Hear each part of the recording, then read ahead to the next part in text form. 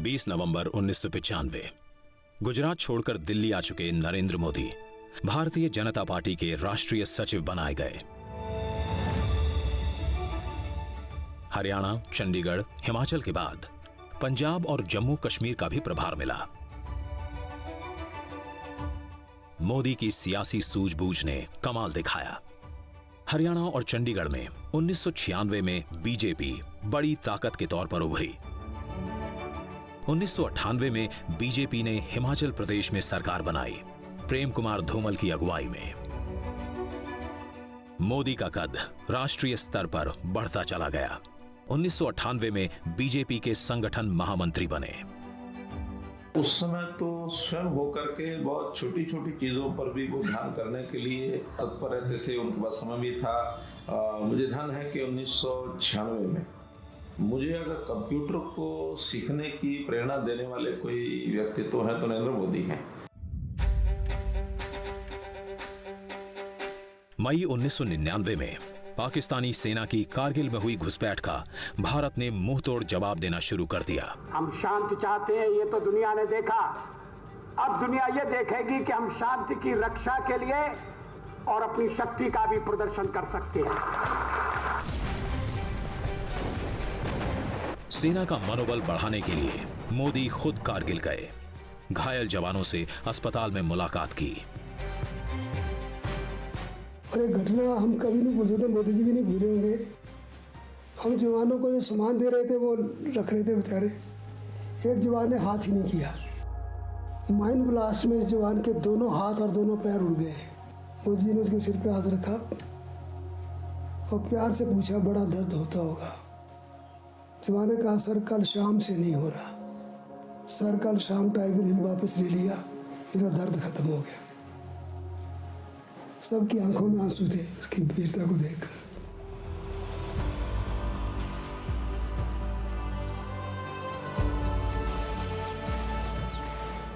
कारगिल से पाकिस्तानी घुसपैठियों को भारतीय सेना ने मार भगाया। 1999 में अटल बिहारी वाजपेयी के नेतृत्व में तीसरी दफा एनडीए की सरकार बनी। बीजेपी की बढ़ती ताकत में मोदी संगठन महामंत्री के तौर पर महत्वपूर्ण भूमिका निभा रहे थे। इत्तेफाक ये कि बीजेपी पूरे देश में मजबूत हो रही थी, लेकिन मोदी के अपने गृह प्रदेश में कमजोर। साल 2000 में हुए स्थानीय निकायों के चुनाव में बीजेपी को गुजरात में ज्यादातर जगहों पर हार का सामना करना पड़ा था। देश गणतंत्र दिवस मना रहा था, लेकिन गुजरात के लिए यह दिन काल बनकर आया।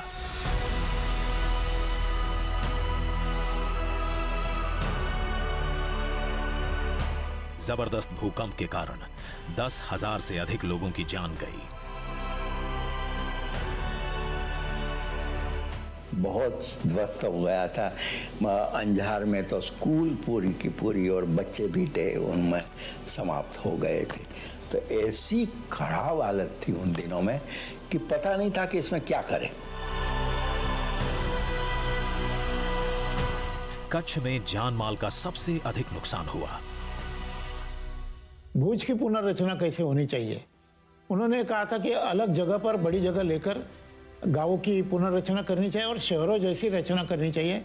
बड़े रास्ते होने चाहिए, गटर होनी चाहिए और विद्यालय होने चाहिए। आज हमें लगता है कि कच्छ में कभी भूकंप हुआ ही नहीं। तो ये जो संस्कृति है, कल्चर है, वो उनके दिमाग में है।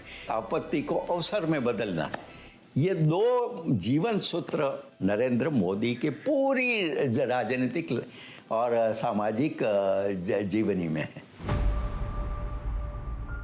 भूकंप के इस कालखंड में राहत और बचाव कार्यों में राज्य सरकार की शिथिलता को लेकर गुजरात के मुख्यमंत्री केशुभाई पटेल पर गंभीर सवाल उठे। सितंबर महीने में साबरकांठा की लोकसभा सीट और साबरमती की विधानसभा सीट पर उपचुनाव हुए। दोनों जगह पार्टी की हार हुई। पार्टी के अंदर चिंतन का सिलसिला शुरू हुआ। 1 अक्टूबर 2001 माधवराव सिंधिया के साथ विमान दुर्घटना में मारे गए कैमरामैन गोपाल सिंह बिष्ट का दिल्ली में अंतिम संस्कार हो रहा था। नरेंद्र मोदी भी वहीं मौजूद थे। उनके मोबाइल फोन की घंटी बजी। लाइन पर थे प्रधानमंत्री वाजपेयी। कहा, शाम में मिलने के लिए आओ। मोदी वाजपेयी से मिलने गए। गुजरात वापस लौटने का फरमान मिला, मुख्यमंत्री के तौर पर।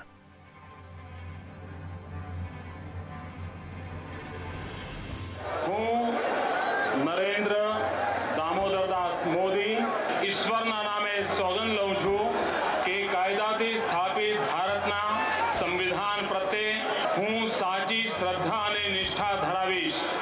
હું ભારતના સાર્વભૌમત્વનું અને અખંડતાનું સમર્થન કરીશ અને હું ગુજરાત રાજ્યના મુખ્યમંત્રી તરીકેના મારા કર્તવ્યો શ્રદ્ધાપૂર્વક અને અંતઃકરણપૂર્વક બજાવીશ।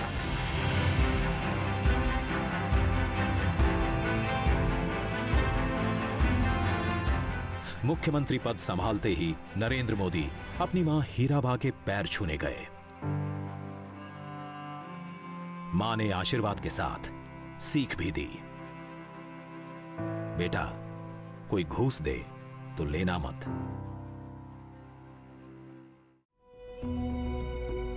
गुजरात का सीएम बने हुए मोदी को 4 महीने हो गए थे।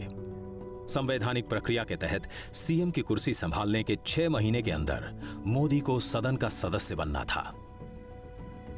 1.5 दशक से पार्टी और साथियों को अलग अलग चुनावों में जीत दिलाते आए मोदी को खुद के लिए पहली बार चुनाव लड़ना था। मैंने पार्टी के लिए, पार्टी की जरूरियात के लिए सीट खाली कर दी और उसी पर नरेंद्र भाई जीत कर आए। 27 फरवरी 2002 गोधरा रेलवे स्टेशन से ठीक आगे साबरमती एक्सप्रेस के S6 डिब्बे में साजिश के तहत दंगाइयों की भीड़ ने आग लगाई।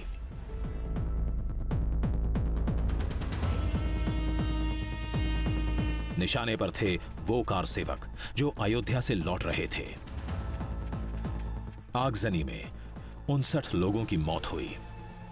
अगले ही दिन गुजरात के ज्यादातर हिस्सों में दंगे भड़क उठे। उन्होंने बाकी जो राज्य थे इंक्लूडिंग कांग्रेस के राज्य, उनसे मदद मांगी कि मुझे पुलिस चाहिए। वो पुलिस की मदद मिली नहीं उनको। आर्मी की मदद मांगी उन्हें, आर्मी आ गई दूसरे दिन। जो ये पूरा प्रचार था कि भाई उन्होंने दंगों को भड़काया, वो बिल्कुल दुष्प्रचार था। 28 फरवरी की देर रात वायुसेना के विमानों से सैनिक अहमदाबाद पहुंचे। दंगों को लेकर विपक्ष ने मोदी पर हमले शुरू कर दिए। ये भी मोदी जी के लिए एक बड़ा चैलेंज था, गुजरात को संभालना, कम्युनिटी हार्मनी को संभालना, जिन्होंने गुंडागिर्दी की थी उनको नसीहत देना। और देश भर के सूडो सेक्युलरिस्ट मोदी ने ये किया है, मोदी ने ये किया है, मोदी जी को बदनाम करने के लिए पूरी कोशिश की। डिक्शनरी में जितने खराब शब्द है आज, वो सभी मोदी जी के लिए यूज हुआ उस वक्त।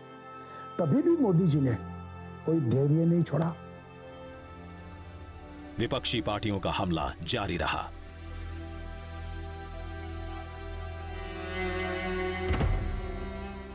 मोदी ने जनता की अदालत में जाने का फैसला किया। जुलाई 2002 में गुजरात विधानसभा को भंग करने की सिफारिश की।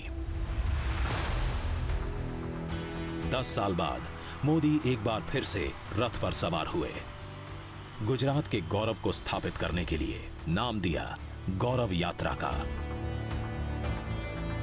ये भी राजनीति में मोदी जी ने प्रस्तापित किया है कि पूरा हिसाब देना, अपने जो हमको वोट दिया, हमने क्या किया है, उसका हिसाब देने के लिए वो जाते थे।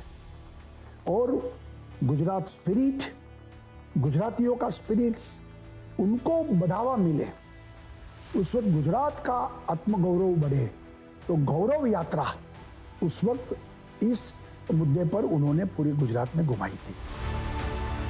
यात्रा को अपार जन समर्थन मिला। पार्टी को गुजरात विधानसभा की 182 में से 127 सीटें हासिल हुईं। मोदी का दूसरा शपथ ग्रहण। હું ભારતના સાર્વભૌમત્વનું અને અખંડતાનું समर्थन કરીશ।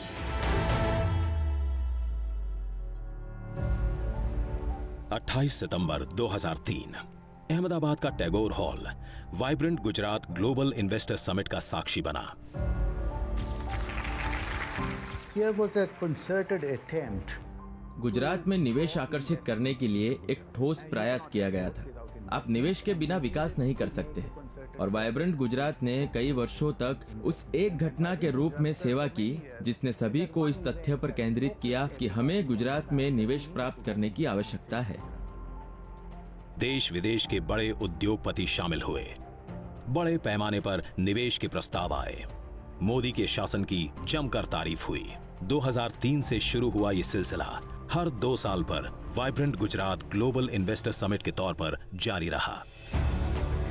पहले से ज्यादा भव्य, ज्यादा नामचीन उद्योगपतियों, देशों और कंपनियों के प्रतिनिधित्व के साथ। In course of time, I think the Chief Minister will find that he will not have to attract people to Gujarat.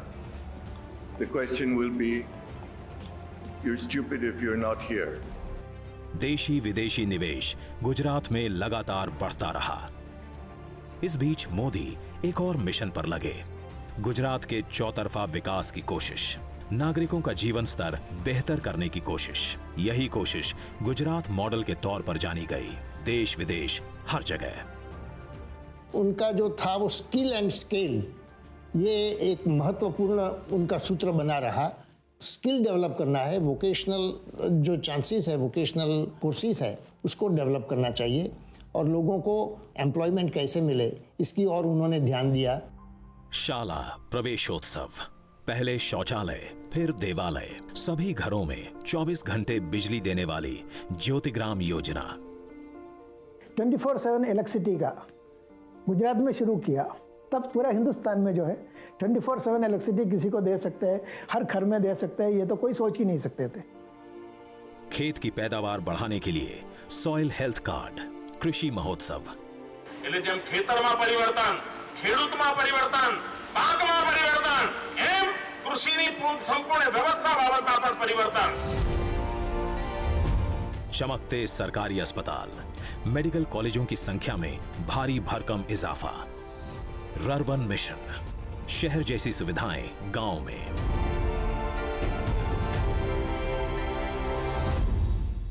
तो नरेंद्र भाई कीधु, नरेंद्र भाई ने कहा, देश को दिशा दिखानी है, गुजरात को ही दिखानी पड़ेगी। भले ही महंगा, लेकिन हमें सूर्य किरणों से बिजली उत्पन्न करनी पड़ेगी और हमारी कच्छ की धरती इतनी विशाल है कि पूरे देश को हम यहाँ से बिजली देंगे। एशिया का सबसे बड़ा सोलर पार्क, दुनिया का सबसे लंबा कैनाल नेटवर्क, देश का पहला river front. When the project got done and finished, जब परियोजना पूरी हुई और समाप्त हो गई तो अचानक 11,000 झुग्गी झोपड़ी में रहने वालों को अपने घर मिल गए और नदी के दोनों किनारों पर 2 वर्ग किलोमीटर की जगह का सही इस्तेमाल किया गया। इसने दिखाया कि कैसे हमारी जटिल समस्याओं से निपटा जा सकता है, जिससे आम लोग इसे सार्थक और उपयोगी पाते हैं।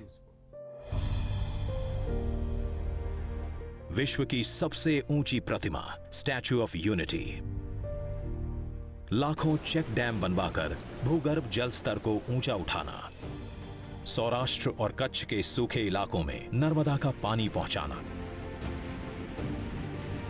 અને જે ખેડૂત આટલી મહેનત કરતો હોય, આપણો પરિવર્તનશીલ હોય, પ્રગતિશીલ હોય, અને એના માટે જ્યારે નર્મદાનું પાણી આવે ને, તો મારો આનંદ અનેરો વધી જાય છે, અને ઘણો વધી જાય છે।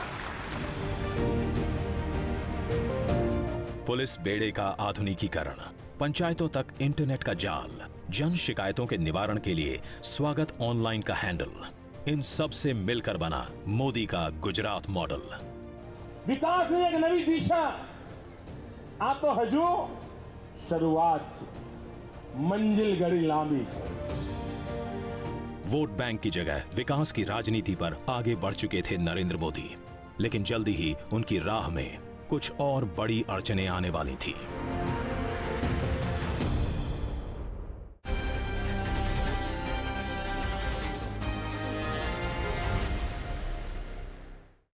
खुशबू हो रॉयल, स्वाद हो रॉयल। रॉयल के पिसे मसाले हर व्यंजन का स्वाद बढ़ाएं। रॉयल मसाले, शाही स्वाद के सच्चे रखवाले।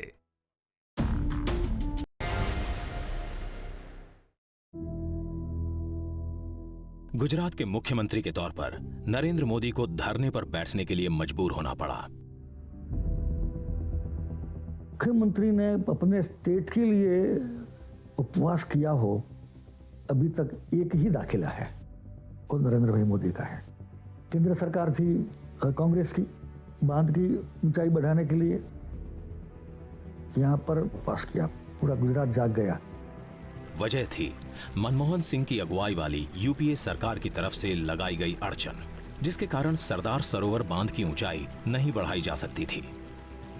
અને નર્મદાનું 110 મીટરનું ક્લિયરન્સ મળે તો હું ગુજરાતની ધરતીને વચન આપવા માંગુ છું, જે દિવસે બાંધકામ શરૂ થાય એના 150મા દિવસે ગુજરાતમાં વીજળીનો પણ ધોધ વહેતો થઈ જાય, આજથી અમે તૈયારી કરી। मोदी का उपवास 52 घंटे चला। गुजरात की मांग पूरी हुई।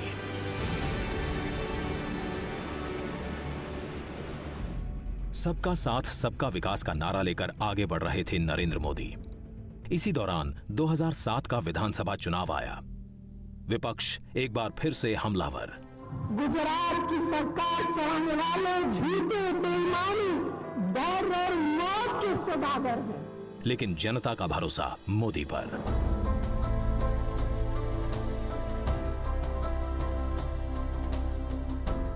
– 2007 में हुए विधानसभा चुनावों में बीजेपी को बड़ी कामयाबी हासिल हुई। मोदी का सिक्का और जमा, अजीत की छाप मजबूत हुई। 3 अक्टूबर 2008 ममता बनर्जी के हिंसक विरोध के कारण पश्चिम बंगाल के सिंगूर से अपनी ड्रीम कार नैनो का प्लांट बंद करने का ऐलान रतन टाटा को करना पड़ा। टाटा परेशान थे, कहां जाएं, किस जगह नैनो का प्लांट लगाएं। उसी समय उनके मोबाइल पर एक छोटा सा एसएमएस आया, सुस्वागतम। संदेश भेजने वाले थे नरेंद्र मोदी। रतन टाटा ने क्षण भर की देरी नहीं की और मन बना लिया गुजरात में टाटा नैनो का प्लांट लगाने का। We've been through a rather sad experience from a small quarter of the residents of West Bengal, despite the state government's efforts, and so quickly and so efficiently and so with so much enthusiasm, we now have a new home.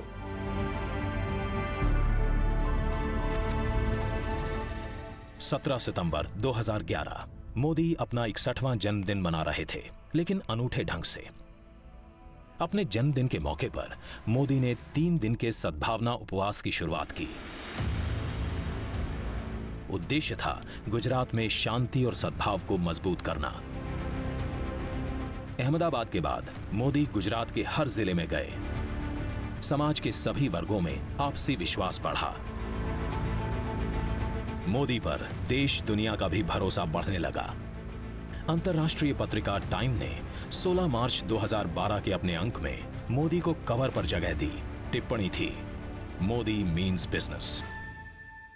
एक मत गुजरात भाजपा सरकार के नारे के साथ नरेंद्र मोदी चुनाव मैदान में उतरे, जीत की हैट्रिक लगाई। मोदी को देश के अगले पीएम के तौर पर देखा जाने लगा। कई राज्यों से जो लोग आते थे हमें बोलते थे कि मोदी जैसा काश हमारे सीएम होते तो हमारा भी राज्य ऐसा होता। ठीक है, अगली बार हम उनको प्रधानमंत्री बनना चाहते हैं। गुजरात के मुख्यमंत्री के रूप में उसी दिनों में देश के कार्यकर्ता उनको प्रधानमंत्री के रूप में देखना चाहते थे। आम जनता के दिल में मोदी ने अपने लिए जगह बना ली। 13 सितंबर 2013 देश में चल रही मोदी लहर का अंदाजा बीजेपी के बड़े नेताओं को भी था। पार्टी ने मोदी को पीएम उम्मीदवार के तौर पर पेश कर दिया। संसदीय दल ने यह फैसला किया है कि श्री नरेंद्र मोदी को आगामी लोकसभा चुनाव के लिए प्राइम मिनिस्ट्रियल कैंडिडेट के रूप में प्रोजेक्ट किया जाए।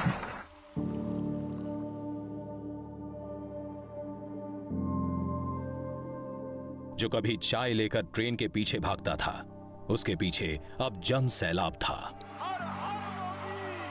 नरेंद्र मोदी का चुनावी अभियान जोर शोर से शुरू हो गया। कहीं चाय पर चर्चा, कहीं रोड शो, कहीं पर जनसभा, तो कभी 3D रैली, अलग अलग भाषा, वेशभूषा। नरेंद्र मोदी देश के हर हिस्से में प्रचार के लिए गए, लेकिन हर जगह सभा में गूंज एक ही। 16 मई 2014 मतगणना शुरू हुई। लोकसभा की 543 सीटों में से एनडीए ने 336 पर जीत दर्ज की। अकेले बीजेपी को 282 सीटें मिली। पहली बार ऐसा हुआ जब बीजेपी खुद अपने बूते पर सरकार बनाने की हालत में थी। नरेंद्र मोदी वाराणसी और वडोदरा दोनों सीटों पर रिकॉर्ड मतों से जीते।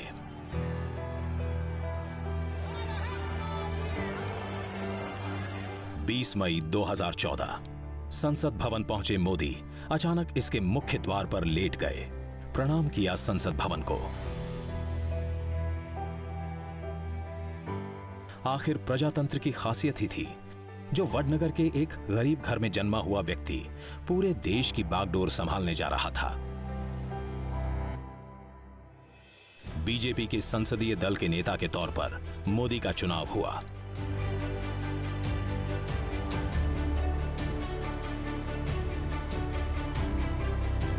मोदी ने 21 मई को गुजरात के मुख्यमंत्री पद से इस्तीफा दिया। 22 मई को आनंदीबेन पटेल राज्य की नई सीएम बनी।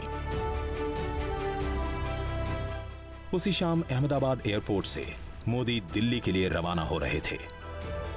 भावनाओं का ज्वार उठा, आंखें नम हुईं, जुबान से निकले दो शब्द, आवजो, आवजो गुजरात। सुगंध, रंग और असली झांस एवरीडे जुबा पे